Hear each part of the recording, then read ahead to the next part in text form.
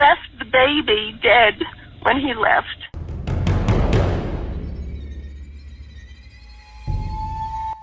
Setelah 18 tahun, Dennis tidak bertemu dengan kedua orang tua kandungnya. Ia berusaha mencari keberadaan keduanya yang penuh dengan misteri menggunakan internet.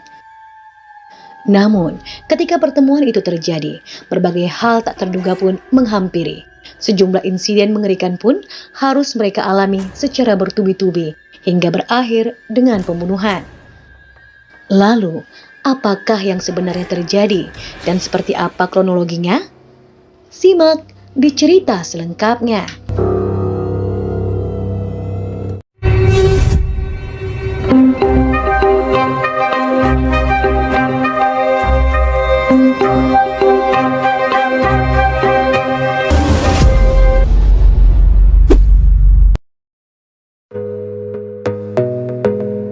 Hai teman-teman, apa kabar? Semoga baik ya hari ini. Untuk kalian para mahasiswa baru yang mungkin saat ini sedang membutuhkan laptop second dengan kualitas bagus serta bukan bekas bongkaran ataupun bekas servis, pas banget nih. Kalian bisa dapetin di toko Sinar Mutiara yang udah terkenal aman dan terpercaya. Untuk yang lagi nyari-nyari barang elektronik second berkualitas lainnya seperti handphone, kamera, drone, TV, game konsol, dan lain-lain, bisa juga nih dapetin di toko keren ini. Yang tinggal di seputaran Jakarta, bisa langsung datang aja ya ke tokonya yang bertempat di Ruko ITC Roximas, Blok C5, nomor 15 hingga 17 di Jalan Kiai Haji Hasyim Asy'ari, Cideng, Gambir, Jakarta Pusat. Yang mau pesan online, bisa banget nih langsung order ya di Shopee, Bukalapak, dan Tokopedia milik toko Sinar Mutiara. Toko keren yang satu ini juga rutin banget loh ngadain giveaway setiap minggunya. Jadi pastikan ya kalian follow akun Instagramnya. Untuk yang lagi nganggur dan pengen banget menghasilkan uang, bisa nih dengan join jadi resellernya toko Sinar Mutiara. Kalau mau dapat harga spesial, kalian bisa lakukan pembelian minimum sebanyak 5 unit setiap kategorinya. Kalau tertarik, bisa hubungi nomor yang tertera. Untuk link seluruh kontaknya, udah nanti cantumin ya di kotak deskripsi di bawah. Terima kasih. Ini adalah sebuah kisah nyata yang berawal pada tahun 2016. Selamat menyaksikan.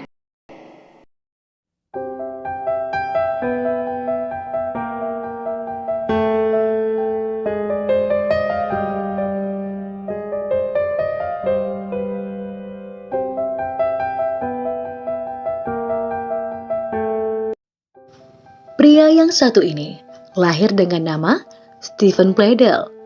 Pada saat usianya 20 tahun, ia telah berjumpa dengan seorang wanita bernama Alisa Garcia yang masih berumur 15 tahun. Keduanya bertemu melalui internet di tahun 1995.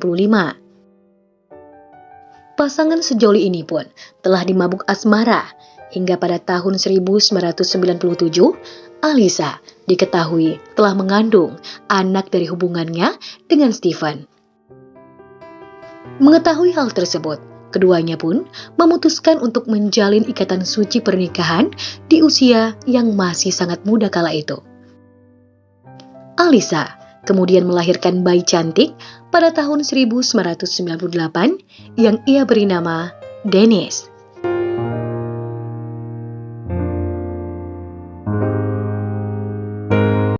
Sebagai seorang ayah, Stephen tidak menunjukkan kasih sayangnya kepada putrinya itu.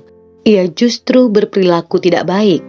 Parahnya lagi, ketika Dennis menangis, Stephen akan memasukkan bayinya itu ke dalam mesin pendingin.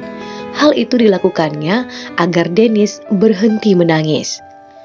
Kemudian, setelah Stephen pergi, barulah sang ibu Alisa mengeluarkan putrinya dari mesin pendingin. Seiring berjalannya waktu, karena merasa tak mampu secara ekonomi mengurus Dennis, Alisa pun harus merelakan putri kecilnya untuk diadopsi keluarga lain saat masih berusia 8 bulan. Lagi pula, Alisa khawatir dengan masa depan Dennis kala itu, karena ia melihat perilaku suaminya yang tak manusiawi kepada Dennis kala itu. Alisa sangat ketakutan hal buruk bisa menimpa putrinya. Alisa pernah mengatakan, ia sangat berat melepaskan Dennis, tapi ia harus melakukannya agar Dennis bisa tetap hidup dan bahagia. Tony Fusco dan Kelly adalah pasangan suami istri yang pada akhirnya mengadopsi Dennis yang berusia 8 bulan kala itu. Oleh Tony Fusco dan Kelly ini, nama Dennis pun kemudian diubah menjadi Katie. Pasangan tersebut pun membesarkan Katie selayaknya anak kandung dengan penuh cinta dan kasih sayang. Mereka hidup normal sebagai sebuah keluarga dan tinggal di kawasan Dover, sekitar 129 km dari kota New York, Amerika Serikat.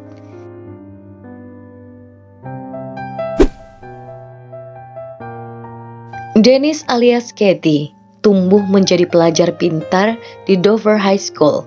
Ia jago menggambar komik dan bercita-cita menjadi seorang seniman. Hal itu diketahui melalui tulisannya di sebuah blog. Ia mengatakan, "Tinta menjadi senjata saya melawan aturan. Bagiku, kehidupan tanpa seni sama sekali bukan kehidupan," ujarnya. Pada tahun 2016, tepat ketika Dennis berusia 18 tahun, ia diberitahu tentang statusnya sebagai anak angkat. Hal tersebut mendorongnya untuk mencari keberadaan ayah dan ibu kandungnya. Ternyata, Katie sangat penasaran dengan sosok kedua orang tua kandungnya itu.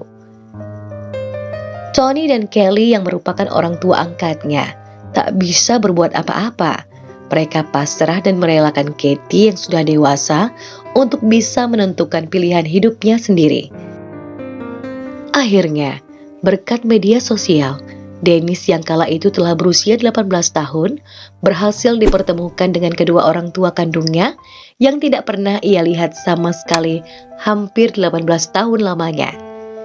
Kini, ia telah meninggalkan kedua orang tua angkatnya dan akhirnya memutuskan untuk tinggal bersama dengan Stephen dan Alisa, orang tua kandungnya.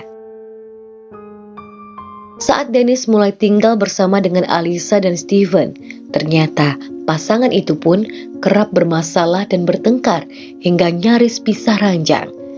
Sekitar 6 minggu setelah kepindahan Dennis ke sana, selagi Stephen dan Alisa berselisih, Stephen kerap tidur di lantai kamar Dennis selama sebulan lamanya.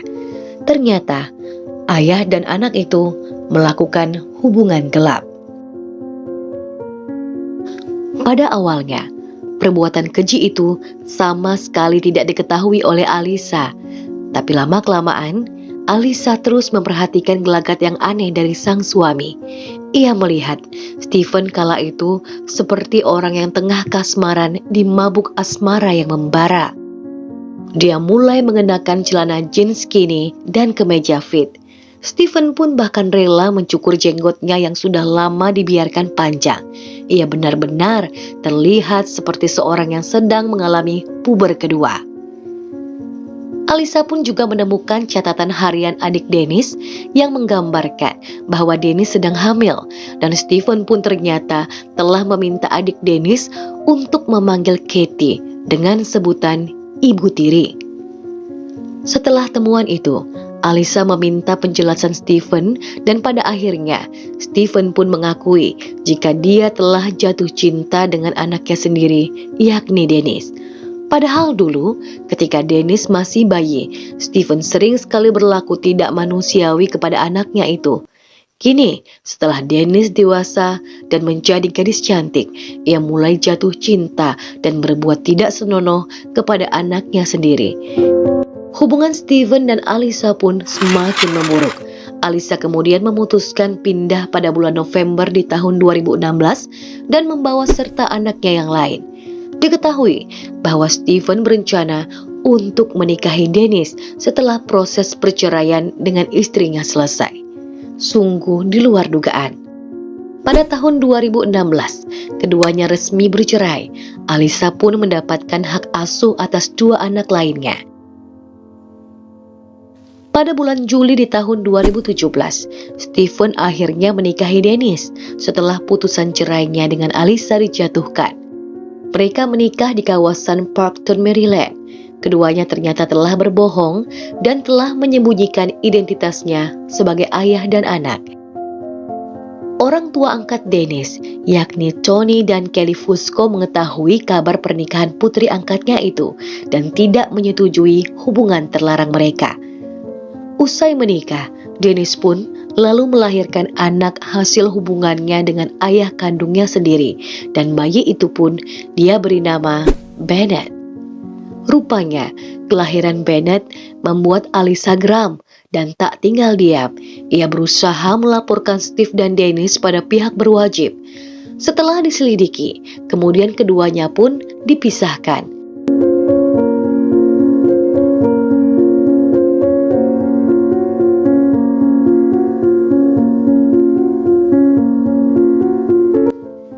Dennis kemudian kembali kepada orang tua angkatnya. Namun ternyata hal itu tidak membuat Stephen bahagia. Justru sebaliknya, ia merasa frustasi dan ingin mengakhiri semuanya. Stephen lalu memutuskan untuk mengambil nyawa Bennett, yaitu bayi tak berdosa hasil hubungan terlarangnya dengan sang anak kandung. Bukan itu saja, ia pun kemudian mengambil nyawa Dennis dan juga kedua orang tua angkat Dennis dengan senpi yang telah ia siapkan sebelumnya. Setelah melakukan tindakan keji itu, Stephen lalu mengakui pada ibunya tentang apa yang sudah ia lakukan tadi. Kemudian ibu Stephen melaporkan perbuatan anaknya itu kepada polisi. He killed her father, and I can't even believe this is happening. He left the baby dead when he left. Namun, sebelum berhasil ditangkap, ternyata Stephen telah mengakhiri hidupnya sendiri dengan senpi yang telah ia siapkan.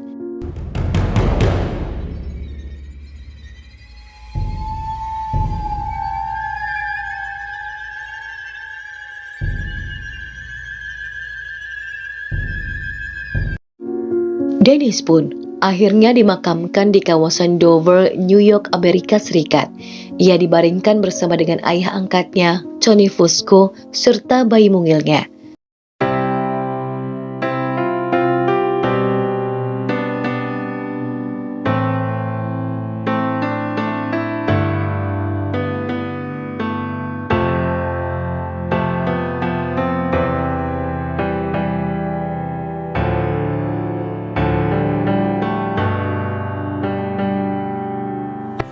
Demikianlah kisah nyata yang dapat Miranti sampaikan untuk edisi kali ini.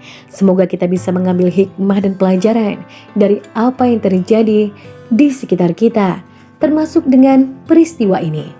Sampai jumpa pada video selanjutnya.